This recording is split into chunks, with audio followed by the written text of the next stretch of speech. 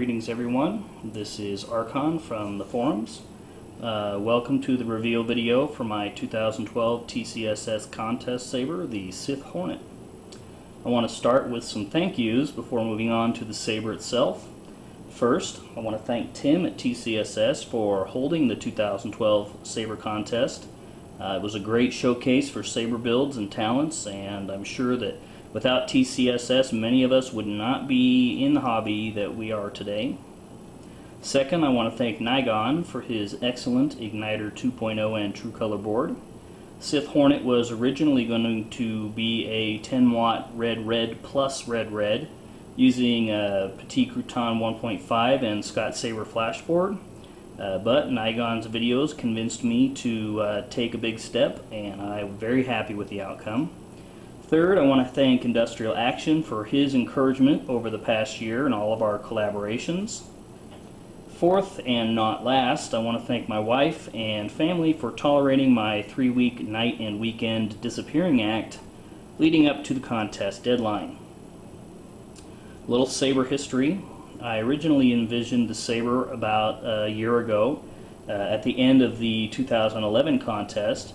The original plans used a custom blade holder and pommel that I had made with a bulk of MHS parts. I had a hard time finding a powder coating vendor who would take on my project, and after some frustration I ended up getting my own powder coating equipment. This spring rolling around, I dusted off my design and decided that the version 1 just wasn't ambitious enough. So I made a really cool, flowing, organic Hornet design that was somewhat reminiscent of my Bell stunt saber. As you might tell, this is not that saber. This saber is what I came up with when I realized I wasn't going to be able to complete the second design in time for the contest. So I started fresh with a more conventional design with some Star Wars Old Republic inspired proportioning and Hornet design elements. Starting at the front, we have a blade holder and shroud. The blade holder is custom machined. It's a heavy, large diameter part. It's lathed to have 3 equal body segments, like an insect. The shroud here is cut to resemble the head of a wasp or hornet.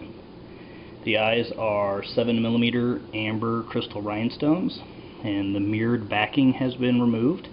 There are holes drilled below them so that the blade lights up the eyes. Powder coat here is candy red and solar rain.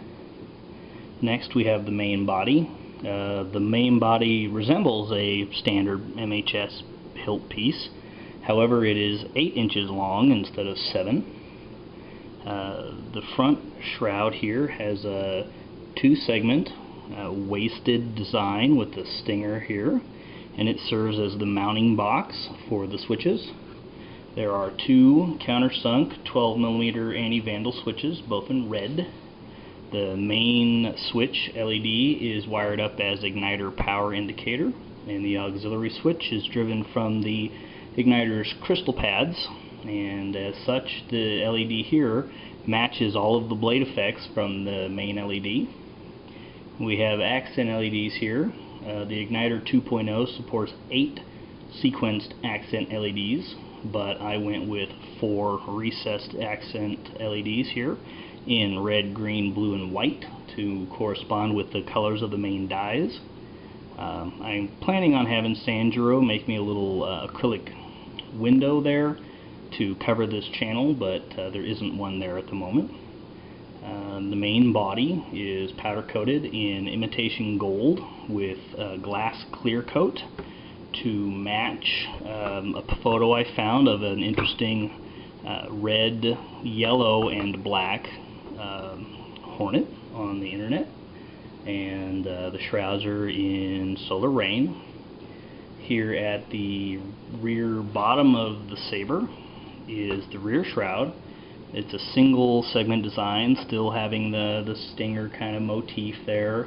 This shroud has the 2.1mm recharge port and a charge port power indicator separate from the main power indicator for the battery, for the board. The pommel is another custom machined part, has 3 segments tapering towards the end to better represent the back end of the insect. There is an MHS pommel insert threaded in here that's used to retain this stinger. This stinger is the oldest part of the saber.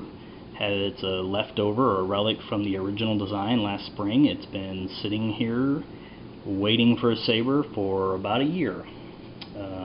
One nice side effect of the threaded stinger is that if you screw it all the way in, it muffles the volume significantly, and then as you open it a little bit, and a little bit more until you get to, 1/8 of an inch or so, then you have full volume. I didn't really intend for it to be a volume control, but during the install I realized that it was, so I'll take it. And the powder coating there is Candy Red and Solar Rain. Let's talk about the electronics. And the saber is driven by an igniter 2.0 with Trucolor. The LED is a LedEngin 10 watt RGBW. I've used both 8.7 and 5 degree lenses. I switch them out sometimes if I think they give me a better screenshot or a better look. The red, green, and blue dyes are wired up for the color changing with the Trucolor board, and the white dye is wired to the flash pads on the igniter, and then I can control the amount of white that's used for a blade effect on a per font basis, from no white to full white dye at 1000 milliamps. I think that gives a nice range of additional blade effect color options that you can't get with just 3 dyes. The battery solution is a dual 14500 7.4 pack. The runtime on single colors is around half an hour, maybe a little more. I don't think I've actually timed it. And of course, then as multi-dyes are turned on, you're going to reduce that down. Access to the SD card is by removing the pommel and pulling out the PVC speaker mount. This was the first really high-end audio board that I'd wired up. I was really happy with the ease of the wiring provided by this board, having through-hole soldering and really well-labeled solder pads that are located on the periphery of the board greatly simplified the soldering. Every time I wired up a new feature and turned on the board, everything worked. I never had bridged solder pads, I never had any of that kind of stuff. The igniter configuration editor is something I want to talk about. It's really handy. I was kind of worried about keeping track of all the configuration values and all of the configuration settings per font, editing text files, but the GUI editor makes that really easy. It also scans your font folders, making sure that your config matches the number and the type of the sounds present, so that you can change the number of hums, the number of swings and slashes, and all you have to do is rerun the editor. Open that INI file, it auto-detects it, automatically sets those values, and you can just save it. The Igniter Color Preview tool is real handy for getting close to the blade color that you want. It's not going to get you exactly there because of differences in brightness between dyes, but it is real close, and the Accent LED Simulator is also real handy for getting a feel for what they're going to look like in the saber. Beyond the color changing capabilities per font, which is a real obvious feature of the Trucolor, I found that the blade effect settings per font were really useful. Matching your blade flicker to a particular hum on a font, having a real fast flicker, having a slow flicker, having a wider pulse, a narrower pulse, having all of that being able to be set per font was something I thought was really nice. If anybody's looked at the config application, pretty much every setting in the Igniter is settable per font, so you can radically alter the swing characteristics and the blaster and lockup chaining and accent LEDs, and even the volume can be changed per font. I don't mess with the swing settings very much because I don't dual, I don't do spins or anything like that, so as long as they register in a pretty reasonable value. I was pretty happy with that. I used a combination of native igniter fonts, one Crystal Focus font, and my own custom igniter font called Vespide, which is being revealed right here for the first time. I didn't have to remix any of the CF font that I used because of Igniter 2.0, and I did make slash files to complement the CF font's already existing swing files. I used Adobe Audition and Audacity when I was editing my fonts. So let's fire up the saber and see how she runs. Alright, pull the key. Arkhan Sith Hornet, powered by Igniter 2.0.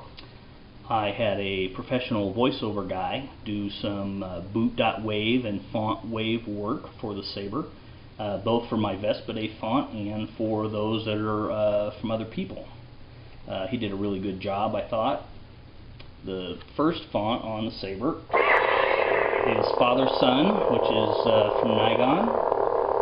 Has a pure green blade, and the flash is a lighter blue with a little bit of green still mixed in. I don't get real crazy on the clash and flash random seed ranges, so while there's some variation in the color, there's not a ton of variation in the flash and clash colors.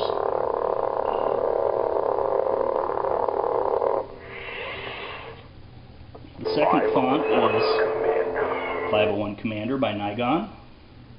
It has a pure blue blade, and the flash, it might be a little hard to tell on camera, is a little bit lighter cyan color in there. I have my fonts set up for press and hold on lockup.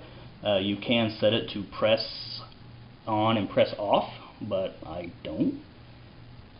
The third font is Dark Apprentice, also by Nigon. It has a pure red blade, and the flash is pink. Fourth font, Essence Episode 1, is Essence Episode 1 by Industrial Action. A nice yellow blade. Might be a little hard to tell on the camera. Maybe you can pick it up in the glass more than on the blade itself. And we have a pale yellow with a little bit of cyan mixed into it for the lockup colors. The next font is Electrum by Sunrider. Have a cyan or maybe a sky blue, depending on your definition, blade there, and have a slightly lighter version. It's pretty much just the blade color with white added in on top of that. And now for the world premiere of that is Latin for wasp or hornet. Have a heavy flicker effect, an orange blade on there. All of the sound effects, including the hum, which doesn't have to be mixed in with anything because of True Mix. We have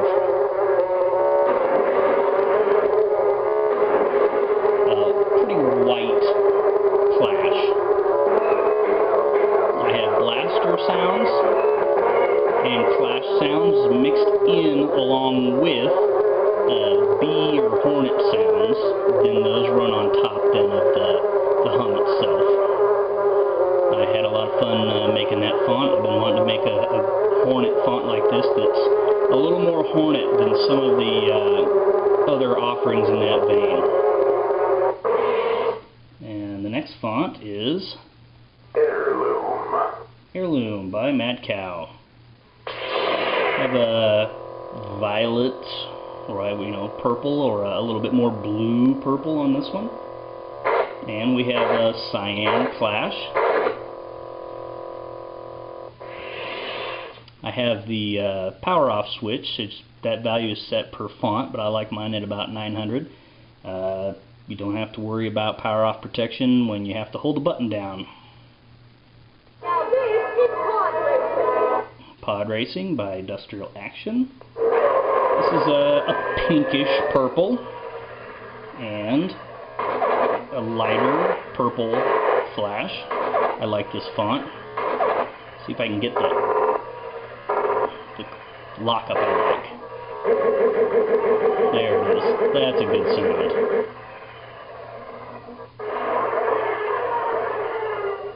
And the last font is another copy of Electrum. So good it's on here twice. Again, Sunrider. This is an all 3 dye color. The battery solution in here won't take all 4 dyes at full power, so I have the 3 main LEDs turned down just a little bit in this font, and then I have about 30% of the white dye in the blade effects there. Just to talk about the accent LEDs for just a second, I had them varied throughout the fonts. I really like the binary counter, but I also like Knight Rider, I like stack, I like blink, I like random. I pretty much like them all. So they're just kind of everywhere. I do have the extension and retraction effects set up so that as the blade extends, the light changes, and as it retracts it comes back this way. Like I said, the power up delay and the lock up delays are configurable per font, so you don't have to worry about accidentally shutting your saber off while you're filming a fanfic or something like that and ruining a take. Overall, even though this wasn't the dream saber I had in my head when I started for this, I think it turned out pretty well. It is a different saber that I envisioned, but I got a lot of Hornet inspired elements in here. I got my Hornet font to go with it. So in closing, I want to thank the 5 people who voted for Sith Hornet in the contest. I appreciate your show of support, even if the Hornet did get steamrolled by the Purge and Nigon's Luke. I have another igniter and Trucolor saber in the planning stages, and I'm hoping that this is going to be really better. Thank you all for watching.